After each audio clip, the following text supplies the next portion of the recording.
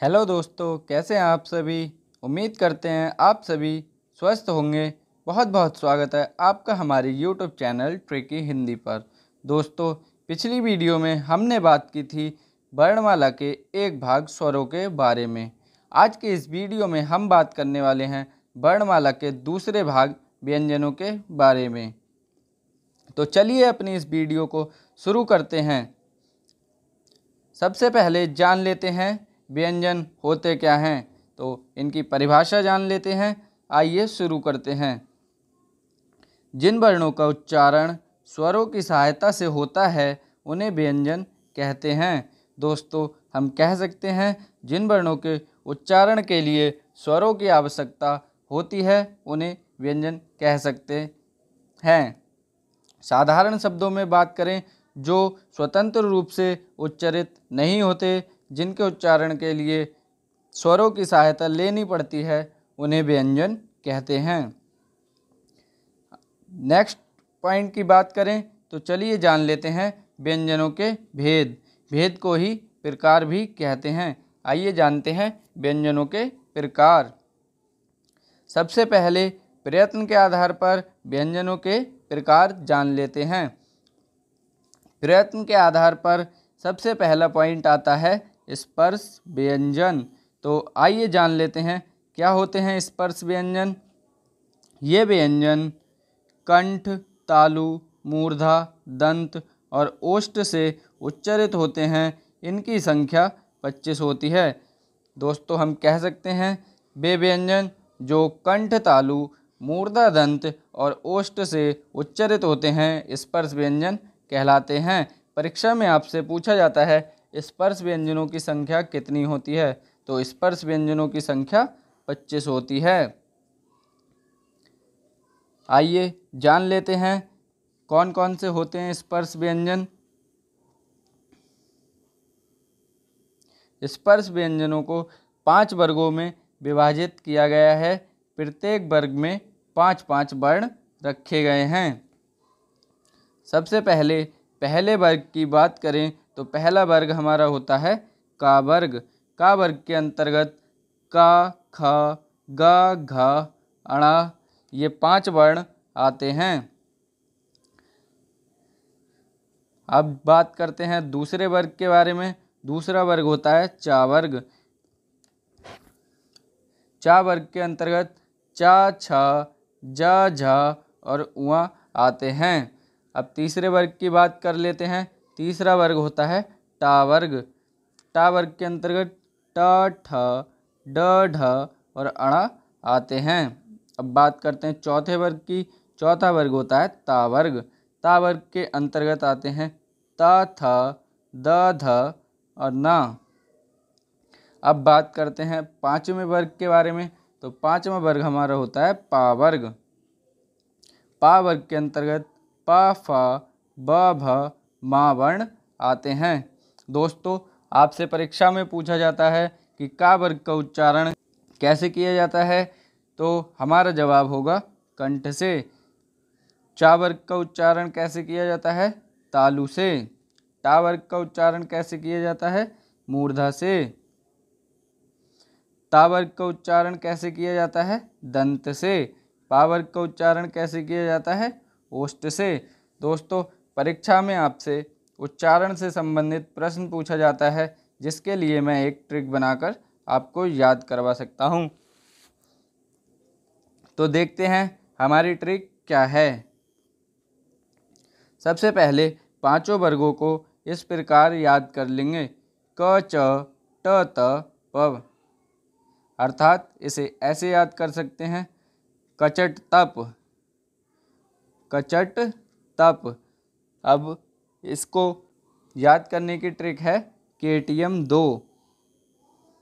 मान लीजिए हमारा कोई दोस्त है, उसका बर्थडे है, उसने अपने पापा से कहा मुझे बर्थडे गिफ्ट में KTM 2। तो का फॉर कंठ हो जाएगा, टी फॉर तालु हो जाएगा, एम फॉर मूर्धा हो जाएगा, डी फॉर दंत हो जाएगा और ओ फॉर ओष्ठ हो जाएगा। अर्थात दोस्तों इस ट्रिक के माध्यम से पांचों वर्ग के उच्चारण स्थान को आराम से याद कर सकते हैं। एक बार फिर से ट्रिक को देख लेते हैं। ट्रिक को याद करने का ये तरीका है क च ट त प, कचट तप। और ट्रिक है हमारी KTM 2। हमारे किसी दोस्त का बर्थडे है, उसने अपने पापा से कहा पापा मुझे बर्थडे गिफ्ट में KTM 2। K फॉर कंठ, T फॉर तालु, M फॉर मुर्दा, D फॉर दंत और O फॉर ओष्ठ। दोस्तों स्पर्श व्यंजनों के बाद अन्य प्रकार इसका आता है स्पर्श संघर्षी व्यंजन।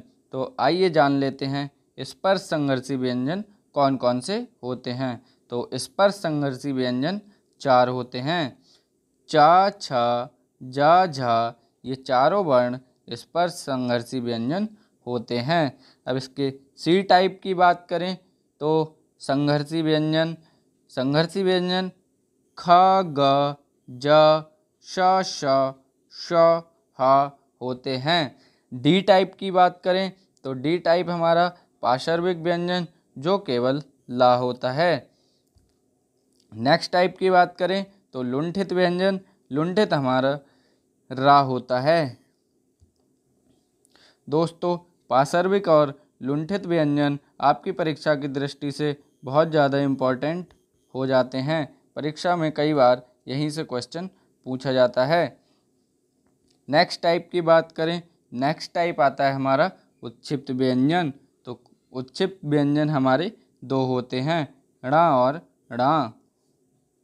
नेक्स्ट टाइप की बात करें तो आते हैं हमारे अर्धस्वर अर्थात आधे स्वर। तो या और बा हमारे अर्धस्वर होते हैं। नेक्स्ट प्रकार के व्यंजनों की बात करें तो अंतस्थ व्यंजन या, रा, ला और वा ये 4 होते हैं। संयुक्त व्यंजन हमारे छ, त्रा, ज्ञा और शिरा ये 4 होते हैं। दोस्तों परीक्षा में आपसे कई बार संयुक्त व्यंजन किस किस से मिलकर बनते हैं ये क्वेश्चन भी पूछा जाता है। तो आइए जान लेते हैं कि हमारे संयुक्त व्यंजनों का निर्माण कैसे होता है। तो सबसे पहले बात करते हैं शा की। तो ये का आधे का और षटकोण वाले शा से मिलके बनता है। अब बात करें त्रा की तो ये आधे ता और रा से मिलकर बनता है। अब बात करते हैं ज्ञा की तो ये आधे जा और वहाँ से मिलके बनता है। अब बात करते हैं श्रा की तो ये शा और आधे शा और रा से मिलकर बनता है। अब बात करते हैं नेक्स्ट टाइप के व्यंजनों की। तो परीक्षा में आपसे पूछा जाता है कि नासिक व्यंजन या अनुनासिक व्यंजन कौन कौन से होते हैं। तो आइए जान लेते हैं सबसे पहले इनकी परिभाषा के बारे में। जिन व्यंजनों के उच्चारण के समय वायु मुख से न निकलकर नासिका मार्ग से बाहर निकलती है उन्हें नासिक अथवा अनुनासिक व्यंजन कहते हैं।